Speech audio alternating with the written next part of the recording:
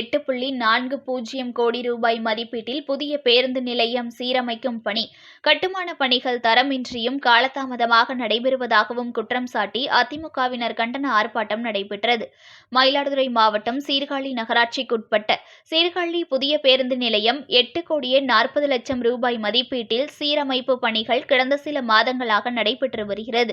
பேருந்து நிலையத்தின் ஒருபுறம் பணிகள் முடிந்த நிலையில் மறுபுறம் பணிகள் பாதியிலேயே நிற்கிறது. இதனால் இருபுறம் வந்து செல்ல வேண்டிய பேருந்துகள் ஒரு பக்கமாக வந்து செல்வதால் கடும் போக்குவரத்து நெரிசலும் விபத்துகளும் ஏற்பட்டு வருகிறது. இந்த நிலையில் கட்டுமான பணிகள் தரமின்றி நடைபெறுவதாக குற்றம் சாட்டியும் பணியை தரமாக விரைந்து முடிக்க வலியுறுத்தியும் அதிமுக நகர்மன்ற உறுப்பினர்கள் மற்றும் அதிமுகவினர் புதிய பேருந்து நிலையத்தின் உள்ளே கண்டன ஆர்ப்பாட்டத்தில் ஈடுபட்டனர்.